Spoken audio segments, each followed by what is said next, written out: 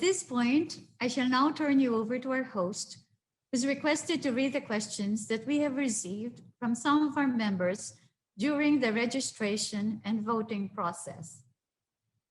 Thank you, Madam Chair. We will not be reading the questions one by one because many of them are similar in nature. We have consolidated them so that our senior management can give more comprehensive answers. And take note that questions on individual policies such as premium notices, policy loans, and other matters have been referred to Insular Life's Policyholder Services Division and will be answered through email. Now, for our first question, many companies have suffered losses last year due to the pandemic, Insular Life included. How do you foresee the stability of the company in the next 5 to 10 years? And as a policyholder, I would like to know how you can safeguard my insurance for this year since the pandemic is still here. Thank you for that question. May I ask our President and CEO, Lisa, to please respond to the question. Thank you, Madam Chair. Magandang araw, and thank you for your questions. Before anything else, I would just like to clarify that we did not suffer a loss last year. We continued to be profitable in 2020 with a consolidated net income of 3.4 billion. Admittedly, the pandemic has brought about challenges to our business and to the economy in general.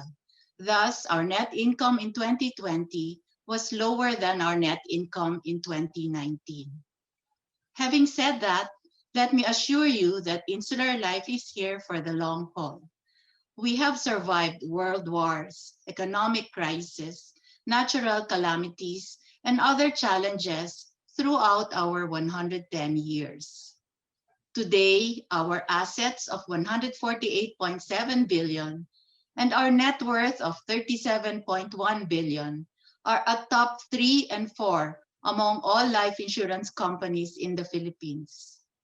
Our policy reserves and other insurance liabilities total 109.1 billion, which are more than adequate to pay the benefits to our policyholders.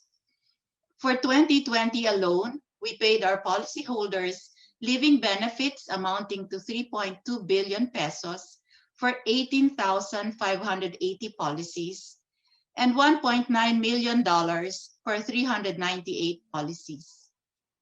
For beneficiaries, we paid death benefits amounting to 578.3 million for 2,261 policies.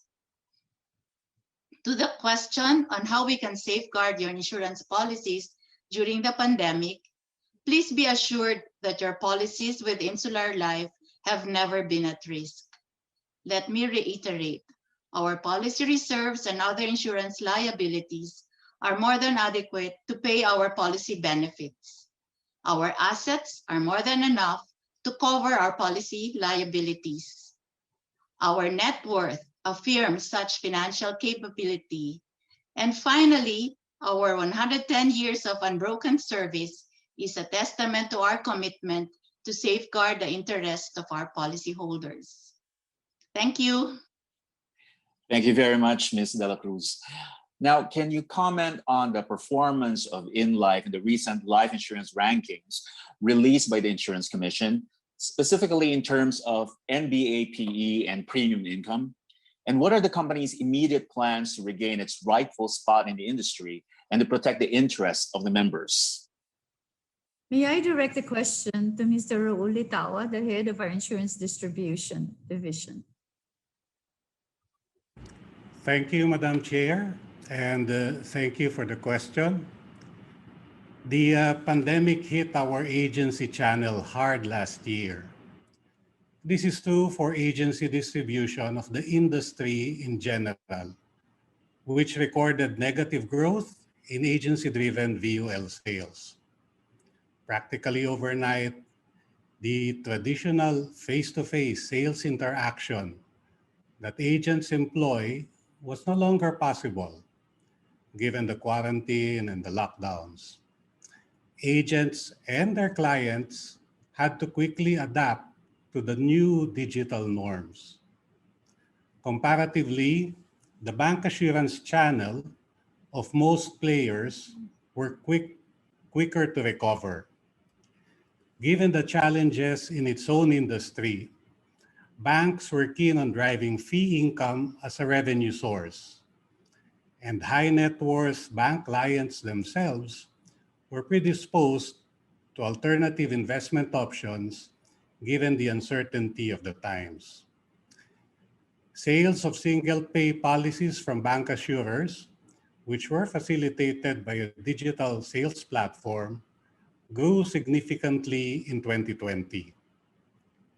For InLife, however, our bancassurance operation started to recover much later in the year, as we have just implemented our revamped distribution model with our partner bank, Union Bank.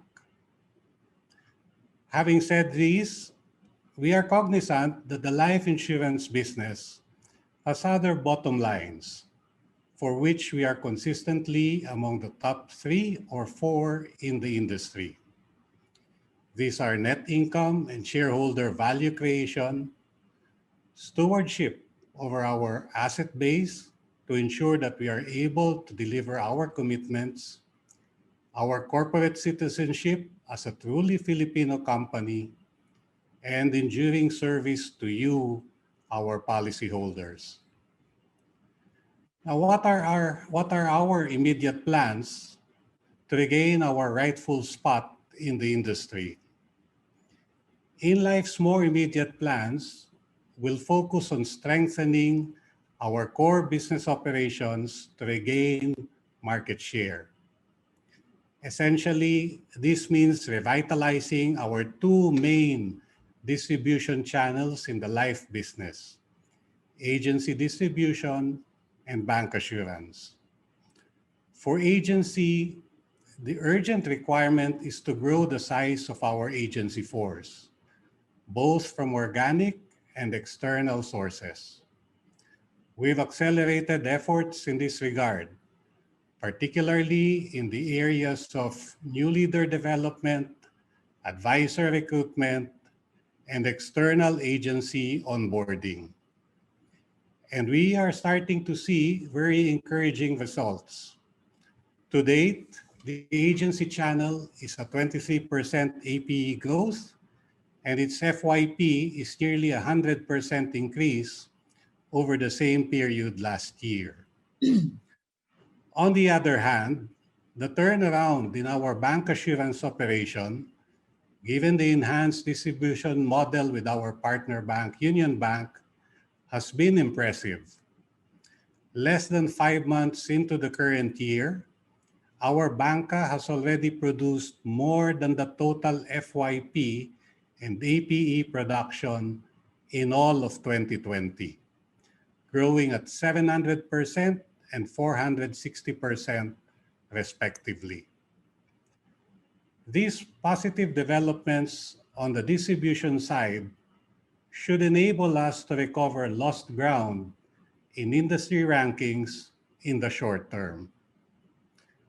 However, we also recognize that market share that is solely based on distribution is never sustainable.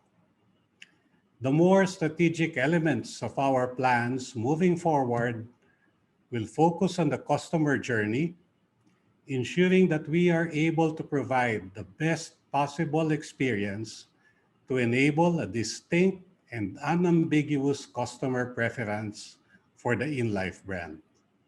Thank you. Thank you very much, Mr. Licalo, for that answer. Now for our third question. How does Insular Life plan to expand the companies involved in the PESO Global Technology Fund? Era, the head of our investment management division, will take on the question. Thank you, Madam Chair, and thank you for this question. The PESO Global Technology Fund is a feeder structure whose target fund is actively managed by Fidelity International. Stock picks are based on growth potential. That is, stocks viewed as long-term winners with diversified exposure across as many product segments as possible. The target fund also considers cyclicality as well as opportunistic stock picks based on valuations. Expansion of the fund exposure will continue to be based primarily on these factors. With regard to our VUL funds, which are managed by your in-house investments team, allow me to take this opportunity to share with you that as of the first quarter of 2021, though still in the negative territory of returns, our flagship funds have remained highly competitive, with fund performance rankings at the top 1 and 2 among the VUL funds that we closely monitor, while our themed funds continue to outperform their respective benchmarks. Rest assured that despite the challenging financial markets, we remain committed to delivering competitive returns for our policyholders as aligned with the objectives of your chosen fund. Thank you. Thank you very much, Ms. Morales. And now for our fourth question. Does InLife have any plans or initiatives to support local production of COVID-19 vaccines or any type of vaccines? Thank you. I'll take on that question. While we are not in the business of manufacturing vaccines or in the pharmaceutical, certainly there could be an alignment in industry given that we are in the health sector. If there's a local manufacturer that can produce a viable and highly efficacious vaccine who is in need of capital through IPO or corporate bonds, we're open to the possibility of coming in as an investor. This will certainly be a high demand product. We can consider both from the point of view of supporting local manufacturers and getting returns on our investments for our policyholders. Thanks. Thank you very much. And is the free life insurance and hospitalization allowance offered by Insular Life for essential workers still available? Yes, it's still available. We call this the chain of protection.